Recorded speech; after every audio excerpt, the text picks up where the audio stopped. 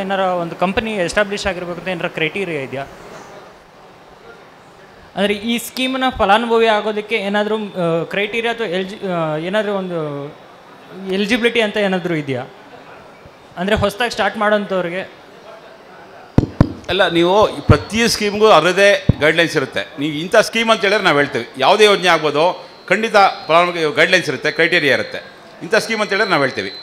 Sir, ಇದು ಈಗ ಪ್ರಧಾನಮಂತ್ರಿ ಕಿರು ಆಹಾರ ಸಂಸ್ಕರಣ ಯಾರು ಬೇಕಾದ್ರೆ 18 ಇಯರ್ಸ್ ಆಗಿರೋವಂಥ ಮೆನ್ನು ವುಮನ್ನು ಯಾರು ಬೇಕಾದ್ರೆ ಪ್ರಾರಂಭ ಮಾಡಲಿಕ್ಕೆ ಅವಕಾಶ ಇದೆ. ಯಾರು ಬೇಕಾದ್ರೆ PMFME ಸ್ಕೀಮ್ ಅಂತ ಪ್ರಧಾನಮಂತ್ರಿಗಳ ಕಿರು ಆಹಾರ ಸಂಸ್ಕರಣಾ ಉದ್ದಿಮೆಗಳ ನಿಯಮಬದ್ಧಗೊಳಿಸುವ ಯೋಜನೆ ಅಂತ. ಸೊ ಯೋಜನೆ ಅತ್ಯುತ್ತಮ ಯೋಜನೆ ಅಂತ ಹೇಳ್ಬೋದು. ಇಲ್ಲಿಗಂಟ ನಾವು ಬಂದಿರೋ ಈಗಾಗಲೇ ಸರ್ಕಾರದ ಹಲವು ಉನ್ನತಾಧಿಕಾರಿಗಳ ಗಮನಕ್ಕೆ ಬಂದಿದೆ. ಎಲ್ಲ ಅಪ್ರಿಸಿಯೇಷನ್ಗೆ ಒಳಗಾಗಿದೆ. ಯಾಕಂದರೆ ಅಷ್ಟು ಎಫೆಕ್ಟಿವ್ ಆಗಿ ಹೋಗ್ತಾ ಇದೆ, ತುಂಬ ಸರಳವಾಗಿದೆ. ಯಾರೇ ಒಂದು ಉದ್ದಿಮೆ ಪ್ರಾರಂಭ ಮಾಡಬೇಕು ಅಂತ ಮುಂದೆ ಬಂದರೆ ಏನೂ ಇಲ್ಲ, ಅವ್ರ ಮನಸ್ಸಿನಲ್ಲಿ ಉದ್ದೇಶ ಇದ್ದರೆ ಸಾಕು. ಆಹಾರ ಸಂಸ್ಕರಣಾ ಉದ್ದಿಮೆ ನಾವು ಪ್ರಾರಂಭ ಮಾಡಬೇಕು ಅಂತ ಇದ್ದರೆ ಸಾಕು, ಉಳಿದ ಎಲ್ಲ ಥರ ನೆರವು ನಾವು ಕೊಡ್ತೀವಿ. ಇದರಲ್ಲಿ ಈಗ ಉದ್ದಿಮೆ ಸ್ಥಾಪನೆ ಮಾಡಬೇಕಂತ ಒಂದು ಇಂಟ್ರೆಸ್ಟ್ ಇದ್ದರೆ ಸಾಕು, ಈ ಒಂದು ಯೋಜನೆ ನಿಮಗೆ ಮುಂದೆ ಬರುತ್ತೆ. ಸೊ ಯಾವ ಸ್ಕೀಮಲ್ಲಿ ಇಲ್ದಿರೋಂಥ ಒಂದು ಸ್ಪೆಷಾಲಿಟಿ ಏನು ಅಂತಂದರೆ ಇದರಲ್ಲಿ DRP ಅಂತ, ಡಿಸ್ಟ್ರಿಕ್ಟ್ ರಿಸೋರ್ಸ್ ಪರ್ಸನ್ಸ್ ಅಂತ. ಸೊ ನಿಮ್ಗೆ ಏನೇ ಮಾಹಿತಿ ಬೇಕು ಅಂದರೂ ಕೊಡ್ತಾರೆ. ನಿಮ್ಮ ಅಪ್ಲಿಕೇಶನ್ ಅಪ್ಲೋಡ್ ಮಾಡೋದ್ರಿಂದ ಹಿಡಿದು ನಿಮಗೆ ಯಾವುದೇ ಮಾಹಿತಿ ಜಸ್ಟ್ ನಮ್ಗೆ ಫೋನ್ ಮಾಡಿದ್ರೆ ಸಾಕು, ನಿಮಗೆ DRP ಅವ್ರು ಲಿಂಕ್ ಮಾಡಿಕೊಡ್ತೀವಿ. ಆಲ್ಮೋಸ್ಟ್ ಪ್ರತಿ ಡಿಸ್ಟ್ರಿಕ್ಟಲ್ಲಿ ಒಂದು 10 ಜನ DRP ಇದ್ದಾರೆ. ಸೊ DRPಗಳು ನಿಮಗೆ ಬಂದು ಹೆಲ್ಪ್ ಮಾಡ್ತಾರೆ. ಸೊ ನಿಮಗೆ ಬ್ಯಾಂಕ್ ಕರ್ಕೊಂಡೋಗಿ ಇದು ಮಾಡೋವಂಥದ್ದು ಮತ್ತು ಉದ್ದಿಮೆ ಪ್ರಾರಂಭ ಮಾಡೋವಂಥದ್ದು, ನಿಮಗೆ ಕೊಟೇಶನ್ ಕೊಡಿಸೋವಂಥದ್ದು, ನಿಮಗೆ ಯಾವ್ಯಾವ ಮಿಷನರಿ ಏನೇನು ಬೇಕಾಗುತ್ತೆ ಅಂತ ಹೇಳುವಂಥದ್ದು. ಸೊ ಬ್ಯಾಂಕಲ್ಲೂ ಆ ಥರ ಎಲ್ಲ ಒಂದು ಹೆಲ್ಪ್ ಮಾಡ್ತಾರೆ. ಸೊ ಈ DRPಗಳಿಗೆ ನೀವೇನು ಪೇಮೆಂಟ್ ಮಾಡಬೇಕಾದಿಲ್ಲ, ಸರ್ಕಾರ ಮಾಡುತ್ತೆ. ಪ್ರತಿಯೊಂದು ಲೋನ್ ಸ್ಯಾಂಕ್ಷನ್ಗೆ 20,000 ರೂಪಾಯಿ ಕೊಡುತ್ತೆ. ಸೊ ನೀವೇನು ಅವ್ರಿಗೆ ಇದು ಮಾಡಬೇಕಾಗಿಲ್ಲ. ಯಾವುದೇ ಸ್ಕೀಮಲ್ಲಿ ಇಲ್ಲದೆ ಇರೋಂಥ ಒಂದು ಸ್ಪೆಷಲ್ ಫೀಚರ್ ಏನಪ್ಪ ಅಂದರೆ DRP ಅಸಿಸ್ಟೆನ್ಸ್. ಸೊ ಉದ್ದಿಮೆ ಮಾಡಬೇಕಂತ ಮುಂದೆ ಬಂದರೆ ಸಾಕು, ನಾವು ಉಳಿದಿದ್ದೆಲ್ಲ ನಾವು ನೋಡ್ಕೋತೀವಿ. ಆ ಥರ ಒಂದು ಅನುಕೂಲ ಈ PMP ಯೋಜನೆ ಇದೆ. ಇನ್ನು ಸಾಕಷ್ಟು ಅವಕಾಶ ಇದೆ. ಸೊ ನಮಗೆ ಕೊಟ್ಟಿರೋದು ಸುಮಾರು 12,000 ಟಾರ್ಗೆಟ್ ಕೊಟ್ಟಿದ್ದಾರೆ. ನಾವು ಸುಮಾರು 6,000 ರೀಚ್ ಆಗ್ತಾ ಇದ್ದೀವಿ. ಇನ್ನೂ ತುಂಬಾ ಅವಕಾಶ ಇದೆ. ಸೊ ಯಾರೇ ಏನೇ ಮಾಡಬೇಕು ಅಂತಂದರೂ ಮುಂದೆ ಬಂದು ಈ ಸ್ಕೀಮ್ನ ಪ್ರಯೋಜನ ಪಡ್ಕೋಬೋದು. ಮೇಯ್ನಾಗಿ ಹೇಳ್ಬೇಕಾದ್ರೆ ಇದು ಸಾಲ ಸಂಪರ್ಕಿತ ಯೋಜನೆ. ಸೊ ಯಾವುದೇ ಒಂದು ಸಣ್ಣ ಯೋಜನೆ ಅಥವಾ ಸಣ್ಣ ಕಿರು ಉದ್ದಿಮೆ ಮಾಡ್ತೀವಿ ಅಂದರೆ ಯಾವ ಬ್ಯಾಂಕ್ನವರು ಹಿಂದೆ ಹೆಲ್ಪ್ ಮಾಡ್ತಿರಲಿಲ್ಲ, ಮನೆಯಲ್ಲೇ ಮಾಡ್ತಾಯಿದ್ರು, ಕಾರ್ ಶೆಡ್ಗಳಲ್ಲಿ ಮಾಡ್ತಾಯಿದ್ರು. ಆ ಲೆವೆಲಿಂದ ಹಲವಾರು ಉದ್ದಿಮೆದಾರ ದೊಡ್ಡ ಉದ್ದಿಮೆದಾರ ನೋಡಿದಾಗ ತಮ್ಮ ಕಾರ್ ಶೆಡ್ಡಿಂದ ಮೇಲೆ ಬಂದಿದ್ದಾರೆ, ಇವತ್ತು ಕೋಟ್ಯಾಂತರ ರೂಪಾಯಿ ಮಾಡಿದ್ದಾರೆ. ಆ ಥರ ಉದ್ದಿಮೆಗಳಿಗೆ ಕೇಂದ್ರ ಸರ್ಕಾರ ಗುರುತಿಸಿ ಈ ಥರಗೆಲ್ಲ ಹೆಲ್ಪ್ ಮಾಡಿದ್ರೆ ಅದರಲ್ಲಿ ಕೆಲವರಾರು ತುಂಬ ದೊಡ್ಡ ಮಟ್ಟಕ್ಕೆ ಬರ್ತಾರೆ ಅನ್ನೋದನ್ನು ಗುರುತಿಸಿ ಈ ಒಂದು ಇದು ಯೋಜನೆ ತಂದರು. ನಾವೇ ನೋಡ್ತಾ ಇದ್ವಿ, ಬೇರೆ ನೋಡೋದು ಬೇಡ. ಸಣ್ಣದಾಗಿ ಪ್ರಾರಂಭ ಮಾಡಿದವರು, ಕೆಲವು ಲಕ್ಷಗಳಲ್ಲಿ ಪ್ರಾರಂಭ ಮಾಡಿದವರು ಈಗಾಗಲೇ ಕೆಲವು ಕೋಟಿಗಳು ಕೊಟ್ಟೋಗಿದ್ದಾರೆ. ಕೆಲವರೆಲ್ಲ 10 ಕೋಟಿ ಮೀರಿಬಿಟ್ಟಿದ್ದಾರೆ, ಕೆಲವು ಎಕ್ಸ್ಪೋರ್ಟು ಸಹ ಆಗಿದ್ದಾರೆ. ಅಂಥ ಒಂದು ಅತ್ಯುತ್ತಮ ಯೋಜನೆ. ಇದರ ಒಂದು ಸಣ್ಣ ಇದನ್ನು ಹೇಳ್ತೀನಿ ಏನಂದರೆ, ಈ ಯೋಜನೆಯಲ್ಲಿ ಒಂದು 35% ಕ್ರೆಡಿಟ್ ಲಿಂಕ್ಡ್. ಏನಂದರೆ ಕ್ರೆಡಿಟ್ ಲಿಂಕ್ಡ್ ಅಂದರೆ ನೀವು ಡೈರೆಕ್ಟಾಗಿ ಉದ್ದಿಮೆ ಪ್ರಾರಂಭ ಮಾಡ್ತೀವಿ ಅಂದರೆ ನಿಮಗೆ ಆಗೋದಿಲ್ಲ. ಸೊ ಬ್ಯಾಂಕ್ ಮೂಲಕ ಹೋಗಬೇಕಾಗುತ್ತೆ. ಬ್ಯಾಂಕ್ ಮೂಲಕ ನೀವು ಹೋಗಿ ಅಪ್ಲಿಕೇಶನ್ ಸಲ್ಲಿಸಬೇಕಾಗುತ್ತೆ. ಅಪ್ಲಿಕೇಶನ್ ಸಬ್ಮಿಷನ್ ಎಲ್ಲ ಆನ್ಲೈನಲ್ಲಿ ಆಗುತ್ತೆ. ಅದನ್ನು ಹೇಳ್ತೀನಿ ಯಾವ ಥರ ಹೆಲ್ಪ್ ಆಗುತ್ತೆ ನಿಮಗೆ ಅಂದ್ಬಿಟ್ಟು. ಇದರಲ್ಲಿ ಒಂದು 35% ಸಬ್ಸಿಡಿ ಸ್ಕೀಮ್ ಕೆಳಗಡೆ ಸಹಾಯಧನ ಇತ್ತು ಅಂತಂದರೆ ನಮ್ಮ ರಾಜ್ಯ ಸರ್ಕಾರ 15% ಹೆಚ್ಚುವರಿಯಾಗಿ ಕೊಡ್ತಾ ಇದೆ. ಇಡೀ ರಾಷ್ಟ್ರದಲ್ಲೇ ಯಾವುದೇ ರಾಜ್ಯ ಸರ್ಕಾರ ಈ ಒಂದು ಇದನ್ನು ಮಾಡಿಲ್ಲ. ನಮ್ಮ ರಾಜ್ಯ ಸರ್ಕಾರ ಕೊಡ್ತಾ ಇದೆ. 15% ಮಾಡಿ ಟೋಟಲಿ ಸಬ್ಸಿಡಿ ಲೆವೆಲ್ನ 50% ಮಾಡಿದ್ದಾರೆ. ಸೊ ನೀವೇನೋ ಒಂದು 10 ಲಕ್ಷ ಮಾಡೋ ಉದ್ದಿಮೆ ಮಾಡಬೇಕಂತಂದರೆ 5 ಲಕ್ಷ ರೂಪಾಯಿ ನಿಮ್ಮ ಸಬ್ಸಿಡಿ ರೂಪದಲ್ಲೇ ಬರುತ್ತೆ. ನಾರ್ಮಲಿ ಯಾವುದೇ ಸ್ಕೀಮಲ್ಲಿ ಇಷ್ಟೊಂದು ಅಮೌಂಟ್ ಬರೋದಿಲ್ಲ. ಗರಿಷ್ಠ 15 ಲಕ್ಷ ಇರೋದ್ರಿಂದ ನೀವೊಂದು 30 ಲಕ್ಷದಲ್ಲೇ ಯಾವುದೋ ಒಂದು FPO 30 ಲಕ್ಷದಲ್ಲೇ ಒಂದು ಉದ್ದಿಮೆ ಮಾಡ್ತೀವಿ ಅಂತ ಹೋದರೆ 15 ಲಕ್ಷ ರೂಪಾಯಿ ನಿಮಗೆ ಸಹಾಯಧನದ ರೂಪದಲ್ಲಿ ಸಿಗುತ್ತೆ, ಕ್ರೆಡಿಟ್ ರೂಪದಲ್ಲಿ. ಸೊ ಅನ್ಫಾರ್ಚುನೇಟ್ ಅಂದರೆ ಈ ಸ್ಕೀಮಲ್ಲಿ FPOಗಳು ನೋಡಿದಾಗ ಸುಮಾರು 6,000ದಷ್ಟು ಲೋನ್ ಸ್ಯಾಂಕ್ಷನ್ ಆಗಿದೆ. ಸಣ್ಣ ಪ್ರಮಾಣದಲ್ಲಿ ಒಂದು ಕ್ರಾಂತಿನೇ ಹೇಳ್ಬೋದು. 6,000ದಷ್ಟು ಲೋನ್ ಸ್ಯಾಂಕ್ಷನ್ ಆಗಿದೆ. ಒಂದು 650 ಕೋಟಿಯಷ್ಟು ಬಂಡವಾಳ ಹೂಡಿಕೆ ಆಗಿದೆ ಈ ಸ್ಕೀಮ್ನಲ್ಲಿ. ಟೋಟಲ್ ಪ್ರಾಜೆಕ್ಟ್ 650 ಕೋಟಿ ಆಗುತ್ತೆ. ಆದರೆ FPOಗಳು ಎಷ್ಟು ಜನ ಬಳಸ್ಕೊಂಡಿದ್ದಾರೆ ಅಂದರೆ 25ಕ್ಕಿಂತ ಕಡಿಮೆ. ಸಣ್ಣ ಪ್ರಮಾಣದಲ್ಲಿ ಮಾಡಿ 25ಕ್ಕಿಂತ ಕಡಿಮೆ ಅಪ್ಲಿಕೇಶನ್ ನೋಡಿ FPOಸ್ತು. 6,000 25 ಇನ್ಸಿಗ್ನಿಫಿಕೆಂಟ್. ಹಾಗಾಗಿ ಇಲ್ಲಿ ಬಂದಿರೋ FPOಗಳೆಲ್ಲ ಹೆಚ್ಚು ಸಂಖ್ಯೆಯಲ್ಲಿ ಯೂಸ್ ಮಾಡ್ಕೋಬೇಕು. ನಿಮ್ಗೆ ಯಾವುದೇ ಒಂದು ಮಾಹಿತಿ ಕೊಡ್ತಾರೆ. ಯಾವುದೇ ಮಾಹಿತಿ ನಮ್ಮದು ಪಾಂಪ್ಲೆಟ್ಸ್ಗಳೆಲ್ಲ ಹಂಚಿದ್ದೀವಿ, ಅಲ್ಲಿ QR ಕೋಡ್ ಸಹ ಇದೆ. ಒಂದ್ಸಲ ರಿಜಿಸ್ಟರ್ ಮಾಡಿಬಿಟ್ರೆ ಸಾಕು, ಎಲ್ಲ ಥರ ಮಾಹಿತಿ ನಿಮಗೆ ಸಿಕ್ಕೋಗ್ಬಿಡುತ್ತೆ. ಸೊ ಈಗಾಗಲೇ ಹೇಳ್ದಂಗೆ 50ರಷ್ಟು ಸಹಾಯಧನ ಇರುವಂಥ ಒಂದು ಇಂಪಾರ್ಟೆಂಟ್ ಘಟಕ. ಇದರಲ್ಲಿ ಕೆಲವೊಂದು ಬೇರೆ ಘಟಕನೂ ಬರುತ್ತೆ. ಅದೆಲ್ಲ ಹೇಳ್ತಾ ಹೋದರೆ ಸೀಡ್ ಕ್ಯಾಪಿಟಲ್ ಅಂತ ಒಂದು SAG, ವಿಶೇಷವಾಗಿ SAG ಗಮನದಲ್ಲಿ ಇಟ್ಟು ಮಾಡಿರುವಂಥ ಇದು. ಸೊ ಸಣ್ಣ ಪ್ರಮಾಣದಲ್ಲಿ ಮನೆಯಲ್ಲೇ ಏನೋ ಒಂದು ಪಿಕ್ಕಲ್ಲು ಪಾಪಡು ಏನೋ ಒಂದು ಮನೆಯಲ್ಲೇ ಮಾಡ್ತೀವಿ ಅಂತಂದರೆ ಒಂದು ಉಪಕರಣ ಖರೀದಿ ಮಾಡಲಿಕ್ಕೆ ಮತ್ತು ಸೀಡ್ ಕ್ಯಾಪಿಟಲ್ಗೋಸ್ಕರ 40,000 ರೂಪಾಯಿ ಕೊಡುವಂಥ ಅವಕಾಶ ಇದೆ. ಸೊ 40,000 ರೂಪಾಯಿ ಸೀಡ್ ಕ್ಯಾಪಿಟಲ್ನಲ್ಲಿ. ಸೊ ಎಲ್ಲ ಸೇರ್ ಮಾಡ್ತೀವಿ ಅಂತ 10 ಜನ ಮುಂದೆ ಬಂದರೆ ಅದಕ್ಕೂ ಅವಕಾಶ ಇದೆ. 10 ಜನ ಸೇರಿಕೊಂಡ್ರೆ 4 ಲಕ್ಷ ರೂಪಾಯಿ ಕೊಡುವಂಥ ಅವಕಾಶ ಇದೆ. ಸೊ ಸೀಡ್ ಕ್ಯಾಪಿಟಲ್ ಅಂತ ಇನ್ನೊಂದು ಘಟಕ ಈ PMP ಯೋಜನೆಯಲ್ಲಿ. ಸೊ ಇನ್ನೊಂದು ದೊಡ್ಡ ಇದಿದೆ. ಅದೆಲ್ಲ ಇವ್ರಿಗೆ ಆಗುವಂಥ ಹೆಲ್ಪ್ ಆಗುವಂಥ, ಎಸ್ಪೆಷಲಿ FPOಗೆ ಅನುಕೂಲ ಆಗುವಂಥ ಒಂದು ಯೋಜನೆ ಸಾಮಾನ್ಯ ಮೂಲಭೂತ ಸೌಕರ್ಯ ಸ್ಥಾಪನೆ, ಕಾಮನ್ ಇನ್ಫ್ರಾಸ್ಟ್ರಕ್ಚರ್ ಡೆವಲಪ್ಮೆಂಟ್ ಅಂತ. ತುಂಬ ದೊಡ್ಡ ಪ್ರಮಾಣದ ಸಬ್ಸಿಡಿ ಇದೆ. ಅಪ್ ಟು 3 crores ಗಂಟೆ ಸಬ್ಸಿಡಿ ಇದೆ. ನೀವು ಪ್ರಾಜೆಕ್ಟ್ ಕಾಸ್ಟ್ 10 ಕೋಟಿ ರೆಡಿ ಮಾಡಿದ್ರೆ ಗರಿಷ್ಠ 3 ಕೋಟಿ ಕೊಡಲಿಕ್ಕೆ ಸಹ ಅವಕಾಶವಿದೆ. ಸೊ ದೊಡ್ಡ ಪ್ರಮಾಣದಲ್ಲಿ ಈಗಾಗಲೇ ವ್ಯವಹಾರ ಮಾಡ್ತಿರೋ ಎಫ್ ಪಿ ಒಗಳಿಗೆ ಅನುಕೂಲ ಇದೆ, ಈ ಅನುಕೂಲ ಪಡ್ಕೋಬೋದು. ಸೊ ಯಾವುದೇ ತರಹದ ಎಫ್ ಪಿ ಒಗೆ ಏನು ಬೇಕಾಗುತ್ತೆ, ಬೇಸಿಕ್ಕಾಗಿ ಗ್ರೇಡಿಂಗ್ ಬೇಕಾಗುತ್ತೆ, ಸಂಗ್ರಹಣೆ ಮತ್ತು ಪ್ಯಾಕೇಜಿಂಗು, ಸಂಸ್ಕರಣೆ, ಪ್ರಯೋಗಾಲಯ ಈ ಥರ ಮಾಡಲಿಕ್ಕೆ ತುಂಬ ಅನುಕೂಲ ಆಗುತ್ತೆ. ಒಂದ್ಸಲ ಇನ್ಫ್ರಾಸ್ಟ್ರಕ್ಚರ್ ಕ್ರಿಯೇಟ್ ಮಾಡಾದ್ಮೇಲೆ ಆ ಎಫ್ ಪಿ ಒ ಬಳಸ್ಕೊಳ್ಳಿ, ಬೇರೆಯವ್ರಿಗೂ ಸಹ ಒಂದು ರೆಂಟ್ ಬೇಸಿಸ್ ಮೇಲೆ ಕೊಡಲಿಕ್ಕೆ ಅವಕಾಶ ಇದೆ. ಸೊ ಈ ಪಿ ಎಫ್ ಸಣ್ಣ ಪ್ರಮಾಣದ ಯೋಜನೆ ಅನ್ಕೋಬೇಡಿ, ದೊಡ್ಡ ಪ್ರಮಾಣದಲ್ಲಿ ಮಾಡೋಕ್ಕೆ ಮುಂದೆ ಬಂತು ಅಂದರು ಇವನ್ 10 ಕೋಟಿ ಬಂಡವಾಳ ಹಾಕಿ ಸಹ ನೀವು ಇದನ್ನು ಮಾಡ್ಕೋಬೋದು. ಈಗಾಗಲೇ ಕೆಲವರು ಇದನ್ನು ಯೂಸ್ ಮಾಡ್ಕೊಂಡಿದ್ದಾರೆ. ದಾವಣಗೆರೆಯಲ್ಲಿ ಒಂದು ಎಫ್ ಪಿ ಒ ಇದನ್ನು ಫೆಡರೇಷನ್ ಇದನ್ನು ಯೂಸ್ ಮಾಡ್ಕೊಂಡಿದ್ದಾರೆ. ಹಾಗಾಗಿ ಇದೊಂದು ಸ್ಕೀಮ್ ಆಗುತ್ತೆ. ಮತ್ತು ಕೊನೆಯ ಸ್ಕೀಮು ಬ್ರ್ಯಾಂಡಿಂಗ್ ಆ್ಯಂಡ್ ಮಾರ್ಕೆಟಿಂಗ್ ಅಂತ, ಅದಕ್ಕೆ ಅಸಿಸ್ಟೆನ್ಸ್ ಮಾಡುವಂಥದ್ದು. ಸೊ ನೀವೆಲ್ಲ ಎಫ್ ಪಿ ಒಗಳೇ ಮೇಯ್ನಾಗಿ ಒಂದು ಬ್ರ್ಯಾಂಡಿಂಗ್ ಮಾರ್ಕೆಟಿಂಗ್ ಅಸಿಸ್ಟೆನ್ಸ್ ಬೇಕಾಗುತ್ತೆ. ನಿಮ್ಮ ಪ್ರಾಡಕ್ಟ್ ನೀವು ಪುಷ್ ಮಾಡಬೇಕಾದ್ರೆ, ಕನ್ಸ್ಯೂಮರ್ ಮಾಡಬೇಕಂತಂದರೆ ಯಾವುದೇ ಉತ್ಪನ್ನ ಆಗಲಿ ಒಂದು ಬ್ರ್ಯಾಂಡ್ ಇತ್ತು ಅಂತಾರೆ ಅದಕ್ಕೆ ಪುಷ್ ಆಗುತ್ತೆ. ಸೊ ಇದರಲ್ಲಿ ಮೇಯ್ನಾಗಿ ಕೆಲವು ಬ್ರ್ಯಾಂಡಿಂಗ್ ಮಾರ್ಕೆಟ್ರಿಗೆ ಹೆಲ್ಪ್ ಆಗುವಂಥ ಕಂಪೋನೆಂಟ್ಸ್ ಲೈಕ್ ಅಂದರೆ ಪ್ಯಾಕೇಜಿಂಗ್ ಆಗ್ಬೋದು, ಮತ್ತು ಬ್ರ್ಯಾಂಡ್ ಡೆವಲಪ್ಮೆಂಟ್ ಮಾಡೋಕ್ಕಾಗ್ಬೋದು, ಪಬ್ಲಿಸಿಟಿ ಆಗ್ಬೋದು, ಇದಕ್ಕೆಲ್ಲ ಒಂದು 50ರಷ್ಟು.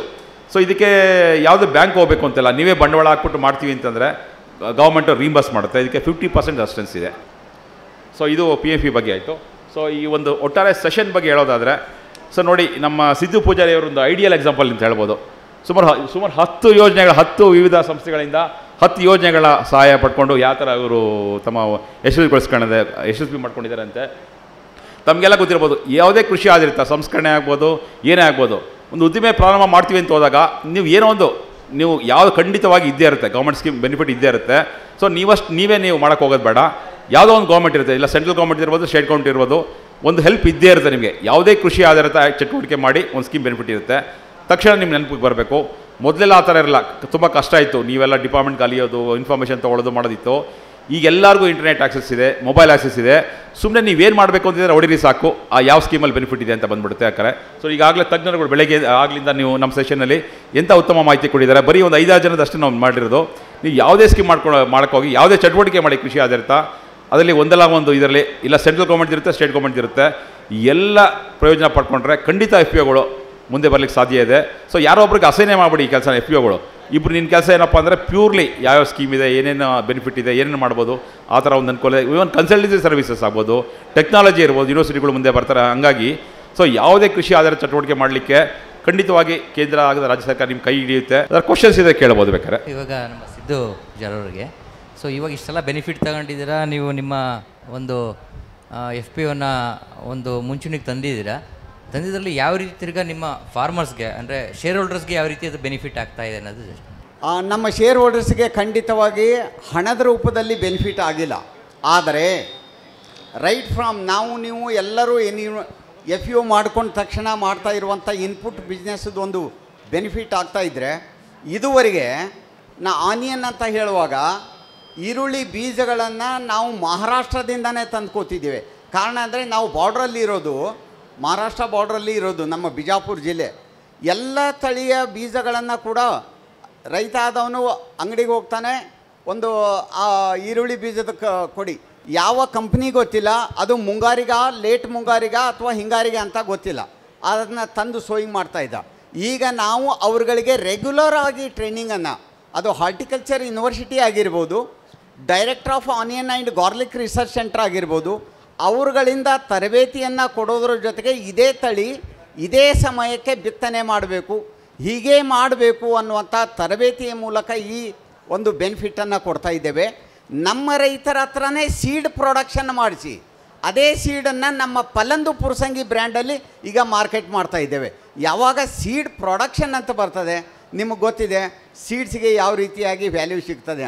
ಸೊ ಈ ರೀತಿಯಾಗಿ ಅವರಿಗೆ ಬೆನಿಫಿಟ್ ಬರ್ತಾ ಇದೆ. ಎರಡನೇದು, ನಾನು ಆಗ ಹೇಳಿದೆ, ಒಂದು ಆನಿಯನ್ ಗ್ರೇಡರನ್ನು ತಂದುಕೊಂಡಿದ್ದೇವೆ ನಾನು. ಸೊ ಸುಮಾರು ಜನ ಇಲ್ಲಿ ಇದ್ದವರು ನಮ್ಮ ಎಫ್ ಇ ಒಗಳಿಗೆ ಭೇಟಿ ಕೊಟ್ಟದನ್ನು ನೋಡಿದ್ದಾರೆ ಕೂಡ. ನಮ್ಮ ಸದಸ್ಯ ರೈತನಿಗೆ 200 ರೂಪೀಸ್ ಪರ್ ಡೇ ನಾವು ಅದನ್ನು ಚಾರ್ಜ್ ಮಾಡ್ತೇವೆ. ಯಾರು ಮೆಂಬರ್ ಇಲ್ಲೋ ಅವ್ರಿಗೆ 250 ರೂಪೀಸ್ ಚಾರ್ಜ್ ಮಾಡ್ತೇವೆ.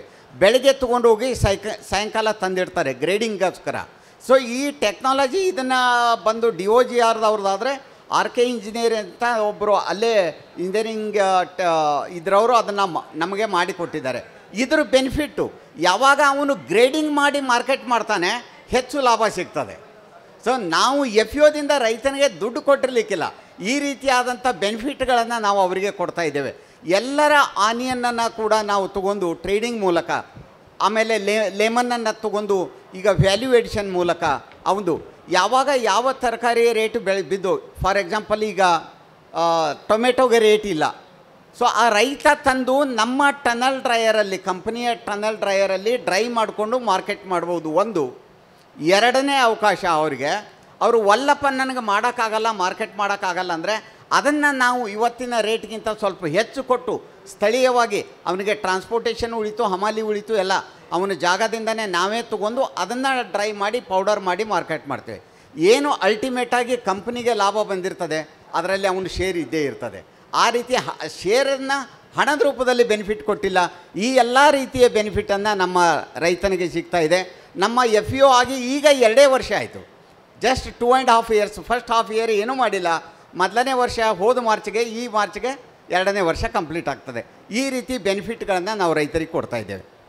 ಈರುಳ್ಳಿ ಗ್ರೇಡಿಂಗ್ಸ್ ತಾವು ಯಾವ ಮಷಿನ್ನ ಕೇಳಿದರೆ ನನಗೆ ಅರ್ಥ ಆಗಲಿಲ್ಲ. ನಾನು ಅಡಾಪ್ಟ್ ಮಾಡ್ಕೊಂಡಿರುವ ಒಂದು ಮಷಿನ್ ಅಂದರೆ ಗ್ರೇಡರ್ ಅಂತ ಹೇಳಿದೆ. ಗ್ರೇಡರ್ ಸೆಕೆಂಡರಿ ಅಗ್ರಿ ಯೋಜನೆಯಲ್ಲಿ ನಮಗೆ ನೇರವಾಗಿ ಕೃಷಿ ಇಲಾಖೆಯಿಂದ 50% ಸಬ್ಸಿಡಿ ಸಿಕ್ಕಿದೆ ಆ ಒಂದು ಮಷಿನ್ಗೆ. ಒಟ್ಟಾರೆ ಟ್ರಾನ್ಸ್ಪೋರ್ಟೇಷನ್ ಹಿಡಿದು ಆ ಮಷಿನ್ ಕಾಸ್ಟು 1,40,000. ಸೊ 70,000 ಅಷ್ಟು ಅನುದಾನ ನಮಗೆ ಕೃಷಿ ಇಲಾಖೆಯಿಂದ ಸಿಕ್ಕಿದೆ. ಸರಿ ಓಕೆ ಸರ್, ನಮಸ್ಕಾರ.